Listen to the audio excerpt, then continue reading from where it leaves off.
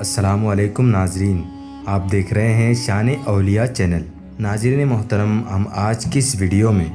حضرت نوح علیہ السلام کے کشتی کا واقعہ آپ کے سامنے پیش کریں گے، جو یقیناً آپ کے لیے دلچسپی کا باعث ہوگا۔ تو ناظرین اکرام، ویڈیو کو مکمل طریقے سے سمجھنے کے لیے ویڈیو کو اینڈ تک ضرور دیکھیں، اور اگر ابھی تک آپ نے ہمارے چینل کو سبسکرائب نہیں کیا ہے تو سبسکرائب کر لیں اور بیل آئیکن کو آل پر سلیکٹ کر لیں۔ حضرت نوح علیہ السلام 950 برس تک اپنی قوم کو خدا کا پیغام سناتے رہے، مگر ان کی بدنصیب قوم ایمان نہیں لائی، بلکہ طرح طرح سے آپ کی تحریر و تذلیل کرتی رہی اور قسم قسم کی اذیتوں اور تکلیفوں سے آپ کو ستاتی رہی، یہاں تک کہ کئی بار ان ظالموں نے آپ کو اس قدر زد و کوب کیا کہ آپ کو مردہ خیال کر کے کپڑوں میں لپیٹ کر مکان میں ڈال دیا، مگر آپ پھر مکان سے نکل کر دین کی تبلیغ فرمانے لگے۔ اسی طرح بارہا آپ کا گلا گھونٹتے رہے، یہاں تک کہ آپ کا دم گھٹنے لگتا اور آپ بے ہوش ہو جاتے، مگر ان ایذاؤں اور مصیبتوں پر بھی آپ یہی دعا فرمایا کرتے تھے کہ اے میرے پروردگار، تو میری قوم کو بخش دے اور ہدایت عطا فرما، کیونکہ یہ مجھ کو نہیں جانتے ہیں۔ اور قوم کا یہ حال تھا کہ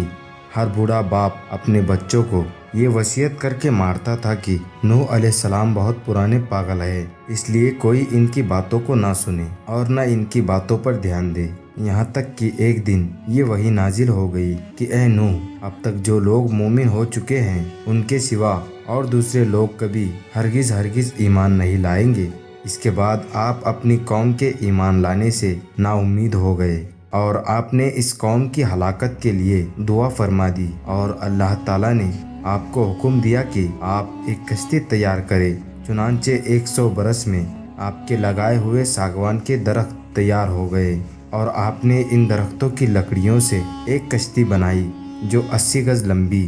اور 50 گز چوڑی تھی، اور اس میں 3 درجے تھے، نچلے طبقے میں درندے پرندے اور حشرات الارض وغیرہ، اور درمیانی طبقے میں چوپائے وغیرہ جانوروں کے لیے، اور بالائی طبقے میں خود اور مومن کے لیے جگہ بنائی۔ اس طرح یہ شاندار کشتی آپ نے بنائی، اور 100 برس کی مدت میں یہ تاریخی کشتی بن کر تیار ہوئی، جو آپ کی اور مومنوں کی محنت اور کاریگری کا ثمرہ تھی، جنہوں نے بے پناہ محنت کر کے یہ کشتی بنائی تھی۔ جب آپ کشتی بنانے میں مصروف تھے تو آپ کی قوم آپ کا مذاق اڑاتی تھی۔ کوئی کہتا کہ اے نوح، اب تم بڑا ہی بن گئے، حالانکہ پہلے تم کہا کرتے تھے کہ میں خدا کا نبی ہوں۔ کوئی کہتا اے نوح، اس خشک زمین میں تم کشتی کیوں بنا رہے ہو؟ کیا تمہاری عقل ماری گئی ہے؟ غرض طرح طرح کا تمسخر و استہزاء کرتے اور قسم قسم کی طعنہ بازیاں اور بدزبانیاں کرتے رہتے تھے، اور آپ ان کے جواب میں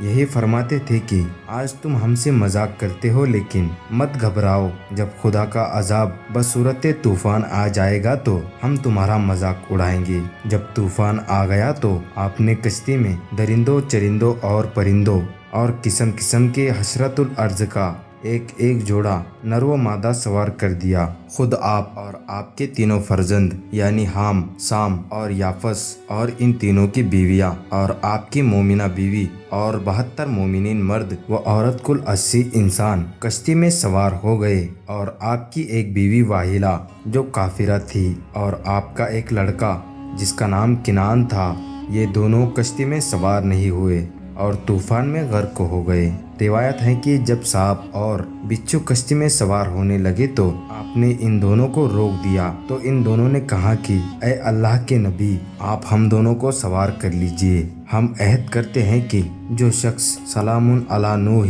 فی العالمین پڑھ لے گا، ہم دونوں اس کو زر نہیں پہنچائیں گے۔ تو آپ نے ان دونوں کو بھی کشتی میں بٹھا لیا۔ طوفان میں کشتی والوں کے سوا ساری قوم اور کل مخلوق غرق ہو کر ہلاک ہو گئی، اور آپ کی کشتی جودی پہاڑ پر جا کر ٹھہر گئی، اور طوفان ختم ہونے کے بعد آپ ماں کشتی والوں کے زمین پر اتر پڑے، اور آپ کی نسل میں بے پناہ برکت ہوئی کہ آپ کی اولاد تمام روئے زمین پر پھیل کر آباد ہو گئی، اسی لیے آپ کا لقب آدم ثانی ہے۔ قرآن مجید میں اللہ تعالیٰ نے اس واقعے کو ان الفاظ میں بیان فرمایا ہے کہ جس کا ترجمہ ہے، اور نوح کو وحی ہوئی کہ تمہارے قوم سے مسلمان نہ ہوں گے مگر جتنے ایمان لا چکے، تو غم نہ کھا اس پر جو وہ کرتے ہیں، اور کشتی بنا ہمارے سامنے اور ہمارے حکم سے، اور ظالموں کے بارے میں مجھ سے بات نہ کرنا، وہ ضرور ڈبائے جائیں گے۔ اور نوح کشتی بناتا ہے جب اس کی قوم کے سردار اس پر گزرتے، اس پر ہنستے،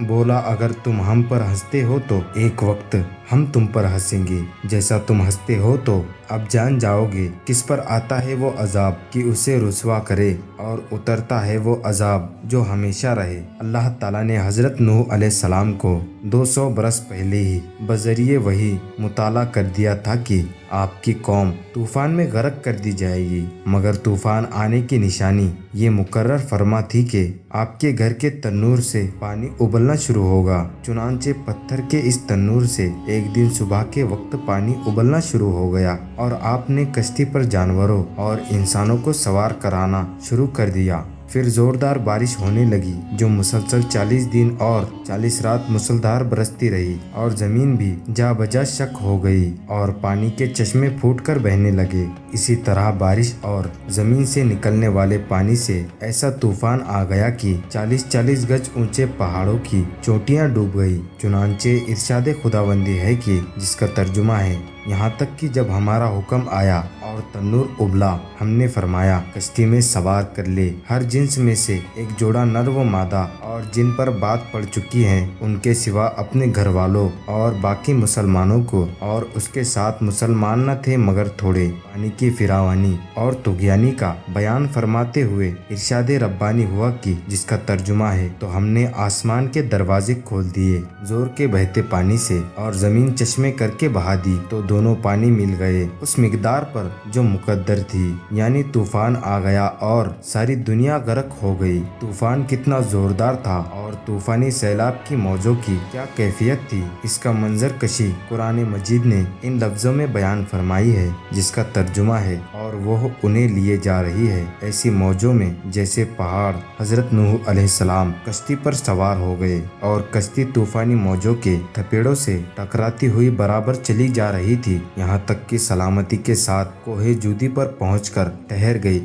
حضرت نوح علیہ السلام کی کشتی طوفان کے تھپیڑوں میں 6 ماہ تک چکر لگاتی رہی، یہاں تک کہ خانہ کعبہ کے پاس سے گزری، اور کعبہ مکرمہ کا 7 چکر طواف بھی کیا۔ پھر اللہ تعالیٰ کے حکم سے یہ کشتی جودی پہاڑ پر ٹھہر گئی، جو عراق کے ایک شہر جزیرہ میں واقع ہے۔ روایت ہے کہ اللہ تعالیٰ نے ہر پہاڑ کی طرف یہ الہام کیا کہ حضرت نوح علیہ السلام کی کشتی کسی ایک پہاڑ پر ٹھہرے گی، تو تمام پہاڑوں نے تکبر کیا، لیکن جودی پہاڑ نے تواضع اور عجیزی کا اظہار کیا، تو اللہ تعالیٰ نے اس کو یہ شرف بخشا کہ کشتی جودی پہاڑ پر ٹھہری۔ اور ایک روایت ہے کہ بہت دنوں تک اس کشتی کی لکڑیاں اور تختے باقی رہے تھے، یہاں تک کہ اگلی امتوں کے بعض لوگوں نے اس کشتی کے تختوں کو جودی پہاڑ پر دیکھا تھا۔ محرم کی 10ویں تاریخ عاشورہ کے دن یہ کشتی جودی پہاڑ پر ٹھہری۔ چنانچہ اس تاریخ کو تمام مخلوق یعنی انسان اور وحوش طیور وغیرہ سبھی نے شکرانے کا روزہ رکھا، اور حضرت نوح علیہ السلام نے کشتی سے اتر کر سب سے پہلے جو بستی بسائی اس کا نام سمانین رکھا۔ عربی زبان میں سمانین کے معنی 80 ہوتے ہیں، چونکہ کشتی میں 80 آدمی تھے، اس لیے اس گاؤں کا نام سمانین رکھ دیا گیا۔ اور کشتی کوہ جودی پر ٹھہری، اور فرمایا گیا کہ دور ہو بے انصاف لوگ۔ حضرت نوح علیہ السلام کا بیٹا جس کا نام کنان تھا، وہ صدقے دل سے آپ پر ایمان نہیں لایا تھا، بلکہ وہ منافق تھا اور اپنے کفر کو چھپائے رکھتا تھا، لیکن طوفان کے وقت اس نے اپنے کفر کو ظاہر کر دیا۔ حضرت نوح علیہ السلام نے کشتی پر سوار ہوتے وقت اس کو بلایا اور فرمایا کہ میرے پیارے بیٹے، تم کشتی پر سوار ہو جاؤ اور کافروں کا ساتھ چھوڑ دو۔ تو اس نے کہا کہ میں طوفان میں پہاڑوں پر چڑھ کر پناہ لے لوں گا۔ تو آپ نے بڑی دل سوزی کے ساتھ فرمایا کہ بیٹا، آج خدا کے عذاب سے کوئی کسی کو نہیں بچا سکتا، ہاں جس پر خداوند کریم اپنا رحم فرمائے بس وہی بچ سکتا ہے۔ बाप बेटे में ये गुफ्तगू हो रही थी कि एक जोरदार मौज आई और किनान गर्क हो गया। और एक रिवायत में ये भी आया है कि किनान एक बुलंद पहाड़ पर चढ़कर एक गार में छुप गया और गार के तमाम सुराखों को बंद कर लिया। मगर जब तूफान की मौज उस पहाड़ की चोटी से टकराई तो गार में पानी भर गया। इस तरह किनान अपने बोलो बराज में लथपथ होकर गर्क हो गया। कुरान मजीद में अल्लाह ने इस वाक़ये के बारे में इरशाद फरमाया, जिसका तर्जुमा है, और नूह ने अपने बेटे को पुकारा और वो उसके किनारे था। ऐ मेरे बच्चे, हमारे साथ सवार हो जा और काफिरों के साथ ना हो। बोला, अब मैं किसी पहाड़ की पनाह लेता हूँ, वो मुझे पानी से बचा लेगा। कहा, आज अल्लाह के अजाब से कोई बचने वाला नहीं मगर जिस पर वो रहम करे। और उनके बीच में मौज आड़े आई तो वो डूबतों में रह गया। बेटे को अपने सामने इस तरह गर्काब होते देखकर हज़रत नूह अलैहिस्सलाम को बड़ा सदमा और रंज पहुंचा और आपने जनाबे बारी ताला में अर्ज किया कि ऐ मेरे परवरदिगार, मेरा बेटा किनान तो मेरे घर वालों में से है और तेरा वादा सच्चा है और तू अहकमुल हाकिमीन है। अल्लाह ताला ने फरमाया कि ऐ नूह, ये आपका बेटा किनान आपके उन घर वालों में से नहीं है जिनको बचाने का हमने दावा किया था। लिहाजा ऐ नूह, तुम्हारा ये सवाल ठीक नहीं है, इसलिए तुम मुझसे ऐसी किसी बात का सवाल ना करो जिसका तुम्हें इल्म नहीं। तो हज़रत नूह अलैहिस्सलाम ने कहा कि ऐ मेरे परवरदिगार, मैं तेरी पनाह मांगता हूँ कि मैं तुझसे किसी ऐसी बात का सवाल करूँ जो मुझे मालूम नहीं है, और अगर तू मुझे माफ़ फरमा कर रहम ना फरमाएगा तो मैं नुकसान में पड़ जाऊँगा। जब हज़रत नूह अलैहिस्सलाम की कश्ती जूदी पहाड़ पर पहुंचकर ठहर गई और सब कुफ्फार गर्क होकर फना हो चुके तो अल्लाह ताला ने ज़मीन को हुक्म दिया कि ऐ ज़मीन, जितना पानी तुझसे चश्मों की सूरत में निकला तो इन सब पानी को पी ले, और ऐ आसमान, तो अपनी बारिश बंद कर दे। चुनांचे पानी घटना शुरू हो गया और तूफान ख़त्म हो गया। फिर अल्लाह ताला ने हज़रत नूह अलैहिस्सलाम को हुक्म दिया कि ऐ नूह, आप कश्ती से उतर जाइए। अल्लाह की तरफ से सलामती और बरकतें आप पर भी है और उन लोगों पर भी है जो कश्ती में आपके साथ रहे। हदीस शरीफ में आया है कि हज़रत नूह अलैहिस्सलाम ने रोए ज़मीन की खबर लाने के लिए किसी को भेजने का इरादा फरमाया तो सबसे पहले मुर्गी ने कहा कि मैं रोए ज़मीन की खबर लाऊंगी। तो आपने उसको पकड़ लिया और उसके बाजुओं पर मोहर लगाकर फरमाया कि तुझ पर मेरी मोहर है, तू परिंदा होते हुए भी लंबी उड़ान न उड़ सकेगी और मेरी उम्मत तुझसे फ़ायदा उठाएगी। फिर आपने कौवे को भेजा तो वह एक मुर्दार देखकर उस पर गिर पड़ा और वापस नहीं आया। तो आपने उस पर लानत फरमा दी और उसके लिए बद्दुआ फरमा दी कि वो हमेशा खौफ में मुब्तला रहे। चुनांचे कौवे को हरम में कहीं भी पनाह नहीं है। फिर आपने कबूतर को भेजा तो वो ज़मीन पर नहीं उतरा बल्कि मुल्के सबा से जैतून की एक पत्ती चोंच में लेकर आ गया। तो आपने फरमाया कि तुम ज़मीन पर नहीं उतरे, इसलिए फिर जाओ और रुए ज़मीन की खबर लाओ। तो कबूतर दोबारा रवाना हुआ और मक्का मुकर्रमा में हरम काबा की ज़मीन पर उतरा और देख लिया कि पानी ज़मीन हरम से ख़त्म हो चुका है और सुर्ख रंग की मिट्टी ज़ाहिर हो गई है। कबूतर के दोनों पाँव सुर्ख मिट्टी से रंगीन हो गए और वो इसी हालत में हज़रत नूह अलैहिस्सलाम के पास वापस आ गया और अर्ज़ किया कि ऐ खुदा के पैगंबर, आप मेरे गले में एक खूबसूरत तौक अता फरमाइए और मेरे पाँव में सुर्ख खिजाब मरहमत फरमाइए और मुझे ज़मीन हरम में सुकूनत का शर्फ अता फरमाइए। चुनांचे हज़रत नूह अलैहिस्सलाम ने कबूतर के सर पर दस्ते शफ़क़त फेरा और उसके लिए ये दुआ फरमा दी कि गले में धारी का एक खूबसूरत हार पड़ा रहे और उसके पाँव सुर्ख हो जाए और उसकी नस्ल में खैर व बरकत रहे और उसको ज़मीन हरम में सुकूनत का शर्फ मिले। अल्लाह ताला ने कुरान करीम में इरशाद फरमाया है, जिसका तर्जुमा है, और हुक्म फरमाया गया कि ऐ ज़मीन अपना पानी निगल ले और ऐ आसमान थम जा, और पानी खुश्क कर दिया गया और काम तमाम हुआ और कश्ती कोहे जूदी पर ठहरी और फरमाया गया कि दूर हो बेइंसाफ लोग। और हज़रत नूह अलैहिस्सलाम को कश्ती से उतरने का हुक्म देकर अल्लाह ताला ने इरशाद फरमाया, जिसका तर्जुमा है, ऐ नूह कश्ती से उतर, हमारी तरफ से सलाम और बरकतों के साथ जो तुझ पर हैं और तेरे साथ के कुछ ग्रोहों पर है। حضرت نوح علیہ السلام کے اس واقعے میں بڑی بڑی عبرتوں کے سامان ہے، جن کے انوار و تجلیات سے قلوب مومنین پر ایسی ایمانی روشنی پڑتی ہے جس سے مومنین کا سینہ نور عرفان و جلوہ ایمان سے منور اور روشن ہو جاتا ہے۔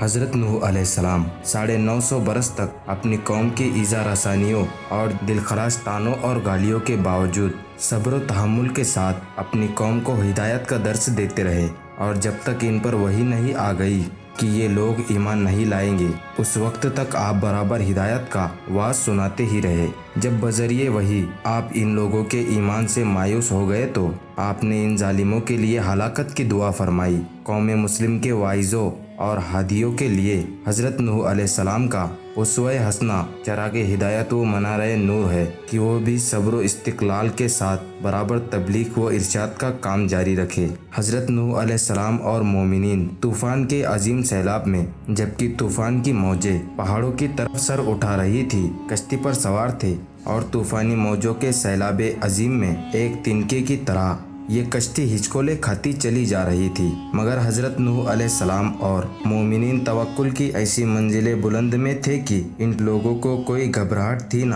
کوئی پریشانی۔ اس میں مومنین کے لیے یہ ہدایت ہے کہ بڑی سے بڑی مصیبت کے وقت میں بھی مومن کو اللہ تعالیٰ پر بھروسہ رکھ کر مطمئن رہنا چاہیے۔ امید کرتا ہوں ویڈیو آپ دوستوں کو پسند آئی ہوگی۔ ویڈیو پسند آئے تو لائک اور شیئر ضرور کریں، اور اسی طرح کی اسلامی معلومات حاصل کرنے کے لیے ہمارے چینل کو سبسکرائب کریں اور بیل آئیکن کو آل پر سلیکٹ کریں۔ اللہ حافظ۔